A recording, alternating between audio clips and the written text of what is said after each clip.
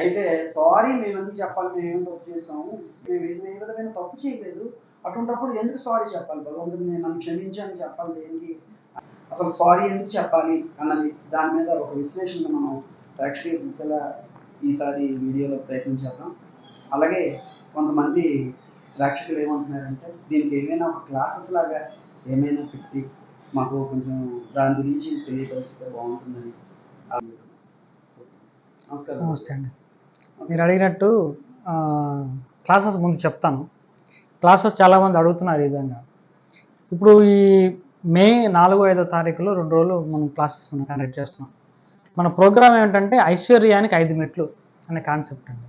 అందులో మనసు, మాట, మననం, మనీ, మంత్రం, ఈ విధంగా 5 మెట్లు ఉంటాయి.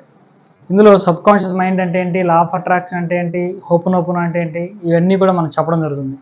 ఐశ్వర్యం అంటే ధనము, ఆరోగ్యము, అన్ని సంపదలు, ఇంట్లో కుటుంబంలో శాంతి అన్నీ కలిపి ఐశ్వర్యం అని మనం చెప్తున్నాం.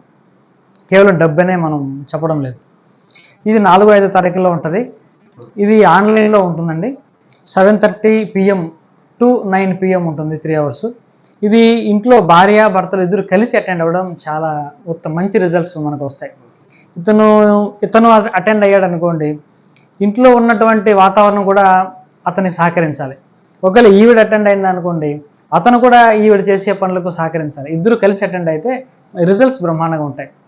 దీనికి ఈసారి ఫీజు 599 రూపాయలుగా నిర్ణయించడం జరిగింది. కాబట్టి అటెండ్ అయ్యాల్సిన ఆసక్తి ఉన్న వాళ్ళు ఈ డిస్క్రిప్షన్ బాక్స్లో వాట్సాప్ గ్రూప్ లింక్ ఉంటుంది. ఆ లింక్ ద్వారా మీరు గ్రూప్లో జాయిన్ అయితే ఇంకా అక్కడి నుంచి గ్రూప్లోకి అన్ని లింకులు, అన్ని ఇన్స్ట్రక్షన్స్ గ్రూప్లో ఉంటాయి. కాబట్టి వాట్సాప్ నంబర్ కూడా ఉంటుంది. వాట్సాప్ నంబర్కి మెసేజ్ పెట్టినా వాట్సాప్ గ్రూపులో జాయిన్ అవ్వడానికి లింక్ ఉంటుంది. ఆ లింక్ క్లిక్ చేసి గ్రూప్లో జాయిన్ అయినా సరిపోద్ది. 4-5 తారీఖుల్లో సాయంత్రం 7:30 నుంచి 9 గంటల వరకు క్లాస్ ఉంటాయి. తర్వాత మీరు మంచి ప్రశ్న వేశారు, మనం సారీ ఎందుకు చెప్పాలి.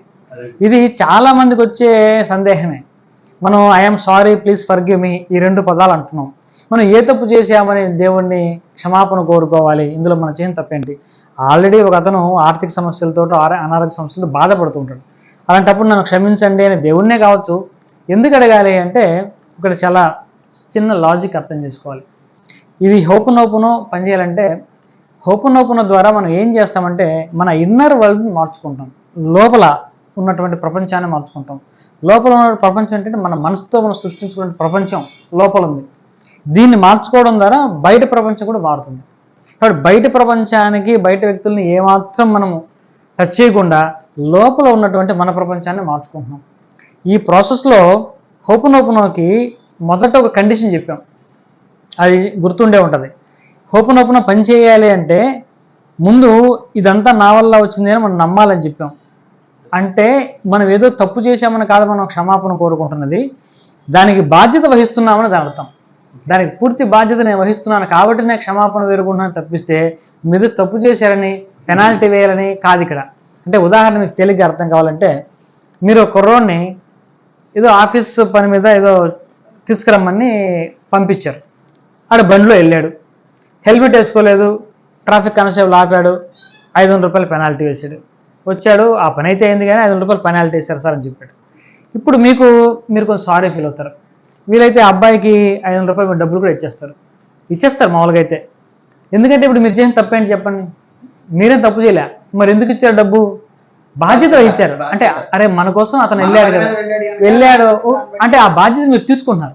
ఆ బాధ్యత తీసుకున్నారు కాబట్టి అతనికి ఆ డబ్బులు కూడా ఇచ్చారు. మనం వెళ్తుంటే ఏదో కాలు తొక్కుతాం, సారీ అంటాం. అంటే ఇప్పుడు ఏ తప్పు చేశామంటే పొరపాటున అలా అయింది అంటే నేను చూసుకోలేదు, అంటే అన్కాన్షియస్గా జరిగినటువంటి ఒక సంఘటన అది. ఇప్పుడు ఇక్కడ ఈ ప్రాసెస్ ఎందుకంటే మనం కాన్షియస్గా చూడడం కాదండి, అన్కాన్షియస్గానే మనకు చిన్నప్పటి నుంచి ఏదో మాటలు వింటూ ఉండడం వల్ల డబ్బు గురించి కానీ, ఆరోగ్యం గురించి కానీ, సమాజం పట్ల కానీ, వీటి మీద రకరకాల నెగిటివ్ ఆలోచనలు మన బాడీలోకి, మన మైండ్లోకి ఆటోమేటిక్గా వెళ్ళిపోయి ఉంటాయి.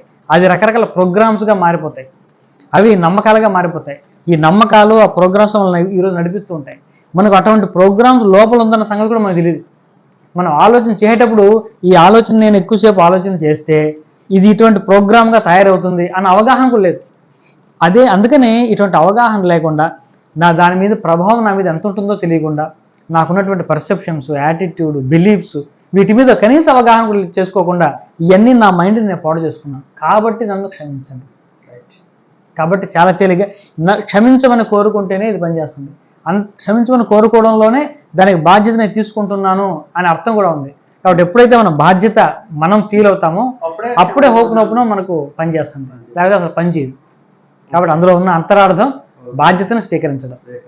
ఐశ్వర్యానికి 5 మెట్లోనే ఈ కండక్ట్ చేసినటువంటి క్లాస్కి అటెండ్ అయ్యి చక్కగా ఆ సౌభాగ్యాన్ని సంపూర్ణ ఆరోగ్యాన్ని పొందుతారని మనస్ఫూర్తిగా కోరుకుంటూ ఈ వీడియోని ముందు పెట్టడం జరిగింది.